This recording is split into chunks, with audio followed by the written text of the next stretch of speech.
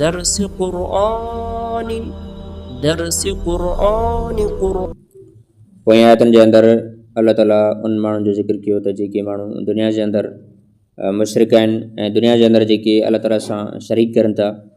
ऐं जेके माण्हू अल्लाह ताला जे मथां कूड़ हणनि था उहे दुनिया में सभ खां वॾी वॾा ज़ालिम आहिनि। ऐं हिन आयत में अल्लाह ताला उनजो अंजाम ॿुधाए थो त उलाइक लज़ीन ख़सिरू अनफुसहुम, ऐं इहे माण्हू उहे आहिनि जेके अल्लाह ताला जंहिं पंहिंजे पाण खे जान खे ख़तरे में विझी छॾियो, ऐं इहे माण्हू उहे आहिनि जेके अल्लाह ताला खे ज़मीन में आजिज़ नथा करे सघनि। उलाइक लम यकुनू मुअजिज़ीन फिल अर्ज़ि, इहे माण्हू अल्लाह ताला खे ज़मीन जे अंदरि आजिज़ नथा करे सघनि। छाजे करे त अल्लाह ताला जी ज़ात क़ादिर मुतलक़ आहे ऐं अल्लाह ताला जी ज़ात खे तमामु वॾी ताक़त आहे। जेकॾहिं अल्लाह ताला इन ज़मीन जे अंदरि तेज़ तूफ़ान मोकिले त उहे मुक़ाबिलो नथा करे सघनि। जेकॾहिं अल्लाह ताला ज़लज़लो मोकिले या सैलाब वग़ैरह मोकिले त उन्हनि खे कंहिं बि क़िस्म जी ताक़त न आहे त उहे अल्लाह ताला जो मुक़ाबिलो करे सघनि। जाॾे वेंदा ताॾे अल्लाह ताला जी ज़मीन आहे, अल्लाह ताला जी ज़मीन में उहे अल्लाह ताला जो मुक़ाबिलो नथा करे सघनि। वमा कान लहुम मिन दूनिल्लाहि मिन औलिया, ऐं उन्हनि जे लाइ अल्लाह ताला खां सवाइ कोई बि वली न आहे, कोई बि कारसाज़ न आहे ऐं कोई बि उनजो मददगार न आहे। उहे दुनिया जे अंदरि सम्झनि था त असां जंहिं बुज़ुर्गनि जी या पीरनि जी इबादत कयूं था या जंहिं पीरनि खे असां सजदो वग़ैरह कयूं था, जंहिं बुतनि खे असां सजदो कयूं था, उहे असांखे क़यामत में अज़ाब खां बचाईंदा। लेकिन अल्लाह ताला फ़रमाए थो त इहा उनजी भुल आहे। उहे अल्लाह ताला खां सवाइ कंहिंखे बि मददगार नथा लही सघनि। युज़ाअफ़ु लहुमुल अज़ाबु, क़यामत में उन्हनि जे लाइ अज़ाब खे ॿीणो कयो वेंदो, अज़ाब उन्हनि जे लाइ डबल हूंदो।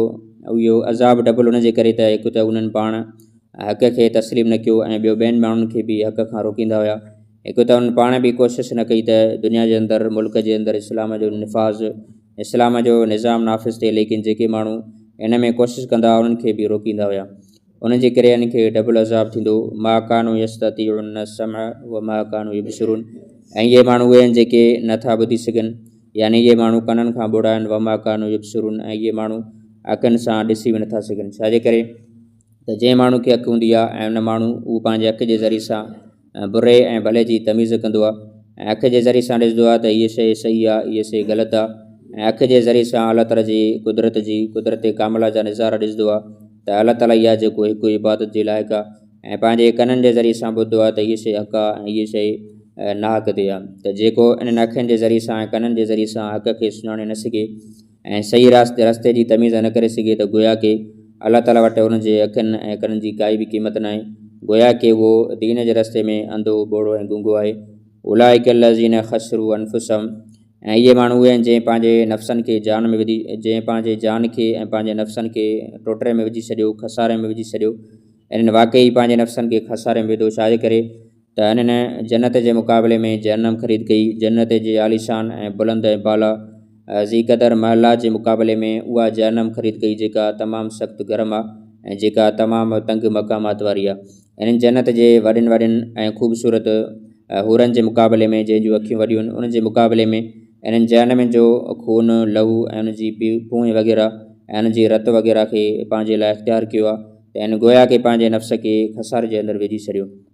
वज़ल अनहुम मा कानू यफ़्तरून, ऐं इहे माण्हू उहे आहिनि जेका उन्हनि दुनिया जे अंदरि अल्लाह ताला जे मथां कूड़ आया। यानी यहूदनि चयो त हज़रत उज़ैर अलैहिस्सलाम अल्लाह ताला जो पुटु आहे, ईसाइनि चयो हज़रत ईसा अलैहिस्सलाम अल्लाह ताला जो पुटु आहे, ऐं मके जे मुशरिकनि चयो त मलाइका अल्लाह ताला जूं न्याणियूं आहिनि। त हिननि दुनिया जे अंदरि जेके बि अल्लाह ताला ते कूड़ आया उहे दुनिया में ई ख़तमु थी वेंदा, यानी आख़िरत में इहे कूड़ उनखे फ़ाइदो न ॾींदा।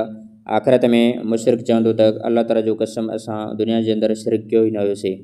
ला जरम अन्नहुम फिल आख़िरति हुमुल अक्सरून, ऐं इहा ॻाल्हि यकीनी आहे, यानी इन जे अंदरि कोई बि शक न आहे त उहे आख़िरत में सभ खां वधीक नुक़सान वारा हूंदा। इन लज़ीन आमनू व अमिलुस्सालिहाति व अख़बतू इला रब्बिहिम,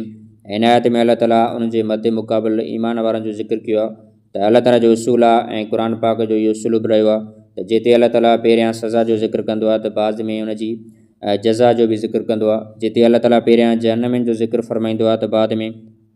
जन्नतनि जो ज़िक्र बि फ़रमाईंदो आहे। जिते अल्लाह ताला पहिरियां काफ़रनि ऐं मुशरिकनि जो ज़िक्र कंदो आहे त बाद में ईमान वारनि जो ऐं अमल सालिह वारनि जो बि ज़िक्र फ़रमाईंदो आहे। छाजे करे त अरबी जे अंदरि क़ाइदो आहे अल अशिया तोरफ़ बे अज़दादिया, ऐं शयुनि जी हक़ीक़त उन्हनि जे ज़िदनि सां वाज़े थी वेंदी आहे। माण्हू तौहीद खे एसी ताईं नथो सम्झी सघे जेसी ताईं शिरक जी उनजे साम्हूं वज़ाहत न कजे। जेसी ताईं माण्हू राति न ॾिसंदो एसी ताईं उहो ॾींहं जी हक़ीक़त खे सम्झी नथो सघे। त त फरमाए इन लज़ीन आमन व अमिलु सालियात बेशक जंहिं ईमान आंदो अमल सालिह कया यानी ईमान आणण खां बाद में ईमान जी दवा जे मथां वेही न रहिया ऐं ईमान आणण खां बाद में उन्हनि अमल सालिह बि कया नमाज़ बि पढ़ी ज़कात बि ॾिनी ऐं दुनिया जे अंदरि भलाई जा कम बि कयूं वाक़बतु इला रबिम ऐं पंहिंजे रब जे तरफ़ झुकी पिया पंहिंजे कंध खे ऐं पंहिंजे अखियुनि खे अल्लाह ताला जे साम्हूं झुकायूं यानी अल्लाह ताला हुकुम कयो त तव्हां बदनज़री न कयो अल्लाह ताला हुकुम कयो नमाज़ पढ़ो अल्लाह ताला हुकुम कयो ज़कात ॾियो ऐं अल्लाह ताला दुनिया जे अंदरि इंसान खे हुकुम कयो त तव्हां अयाशी न कयो त उन्हनि पंहिंजे रब जे साम्हूं पंहिंजे कंध खे झुकायो त ए अल्लाह जेको तुंहिंजो हुकुम आहे उन हुकुम जे साम्हूं असां पंहिंजो कंध बि झुकायूं था ऐं पंहिंजूं नज़रूं बि झुकायूं था त अहिड़नि माण्हुनि खे छा मिलंदो उलाइक असहाबुल जन्नत अल्लाह ताला फरमाए त इहे माण्हू जन्नत वारा आहिनि इहे माण्हू बाग़ात वारा आहिनि उम्फिया ख़ालिदून ऐं जन्नत में उहा अर्ज़ी न बल्कि हमेशह हमेशह जे लाइ रहंदा त जन्नत उहा जॻह आहे जो रिवायतुनि जे अंदरि अचे थो जेको दुनिया जे अंदरि सभ खां वधीक गुनाहगार हूंदो ऐं आख़िर में जन्नत में वेंदो यानी उनखे सिर्फ़ु नंढे में नंढी जन्नत मिलंदी लेकिन उनजो पैमानो ऐं उनजी पैमाइश ऐं उहा एतिरी त वसी हूंदी जो दुनिया जे तरनि 10 दुनियानि खे गॾिजे तॾहिं बि उनजी उहा जन्नत वॾी थी वेंदी त उनजी इहा जन्नत नंढे में नंढी हूंदी यानी हिकिड़ो गुनाहगार क़िस्म जो उम्मती हूंदो लेकिन नंढे में नंढी जन्नत बि एतिरी हूंदी त जेको माण्हू नेक हूंदो ऐं दुनिया जे अंदरि पंहिंजे पाण खे गुनाहनि खे बचाईंदो उनखे जन्नत केतिरी मिलंदी इन मां अंदाज़ो लॻाए सघिजे थो अल्लाह ताला खां दुआ आहे